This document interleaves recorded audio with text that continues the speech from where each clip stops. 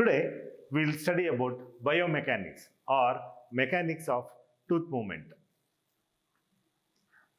In this chapter, we are going to study about the force, the stress and strain, the couple, the center of resistance, the moment, the center of rotation, the types of tooth movement, and types of forces. Biomechanics. Biomechanics is defined as that branch of engineering science that describes the effect of force on a body. The proper application of biomechanical principles to the orthodontic mechanotherapy helps in increasing the treatment efficiency and reduce the treatment duration. To understand the mechanics, we should be familiar with the following terminologies. Force.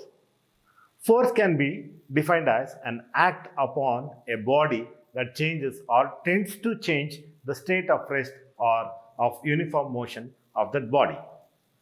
Force is a vector with a definite magnitude, a specific direction and point of application.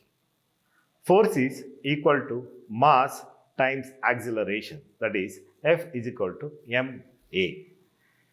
Its units are newtons or gram millimeters per second square. In clinical orthodontics, it is measured in grams. Stress and strain. Stress is the force applied per unit area. Strain is the internal distortion per unit area. Stress is an external force acting upon a body, while strain is the resultant of stress on that body. Couple. Couple is a pair of concentrated forces having equal magnitude and opposite direction with parallel but non-collinear line of action. It is a pair of concentrated forces having equal magnitude and opposite direction with parallel but non-collinear line of action. Couple can simply be defined as two parallel forces equal magnitude but opposite in direction. The units used to measure couple is grams millimeter. The center of resistance of a tooth can be defined as that point on the tooth when a single force is passed through it would bring about its translation along the line of action of the force. In a single rooted tooth, center of resistance lies between 1/3 and 1/2 of the root apical to the alveolar crest, while in a multi-rooted tooth, the center of resistance lies between the roots 1 to 2 mm apical to the furcation. Factors which can change the position of the center of resistance are the root length, the alveolar bone height, the number of roots, and the morphology of the tooth and the root. If the root is longer, the center of resistance will be placed more apically, and if the alveolar crest is higher, the center of resistance will be placed more coronally. Moment. The moment of the force is the tendency for a force to produce rotation. Moment is equal to magnitude of force into distance from the center of resistance. It is measured as gram millimeters. Center of rotation. It is a point about which a body or a tooth appears to have rotated as determined from its initial and final position. The center of rotation varies based on the type of tooth movement.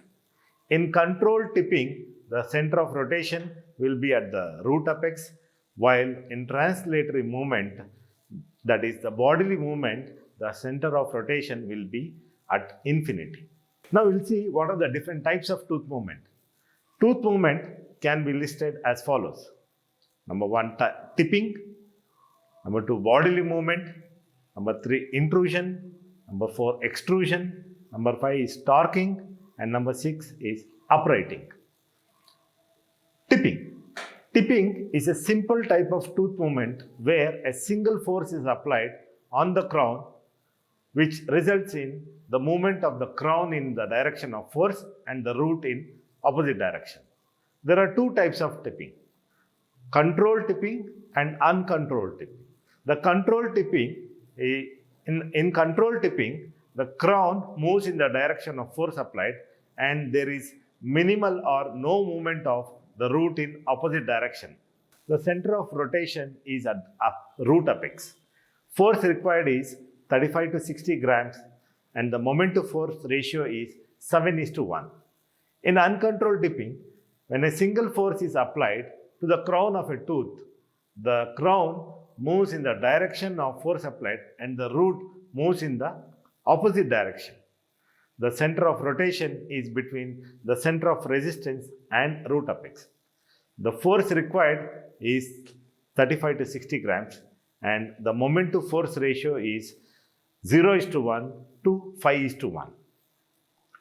Translation. In translation, crown and root move in the same direction and equal distance. The applied force passes through the center of resistance. The pure translation is of three types. That is, one is the bodily movement, intrusion, and extrusion. Bodily movement. In the bodily movement, the crown and root move the same distance either labially or lingually. The center of rotation is at infinity. The force applied is 70 to 120 grams and the moment to force ratio is 10:1. Intrusion, it is the axial movement of the tooth along the long axis towards the apex of the root. Intrusion requires minimum force and the force passes through the center of resistance and the force required is 10 to 20 grams. It is only 10 to 20 grams. In the extrusion is the axial movement of the tooth along the long axis towards the crown and the force required is 35 to 60 grams. Root movement. Root moves either labiolingually or mesiodistally. The root moves either labiolingually or mesiodistally, while there is minimal movement or no movement of the crown. The labiolingual movement called torque. The labiolingual movement is called torque and the mesiodistal movement is called as uprighting. The center of rotation is at incisal edge. The moment to force ratio is 12:1 and the force required is 50 to 100 grams. Rotation.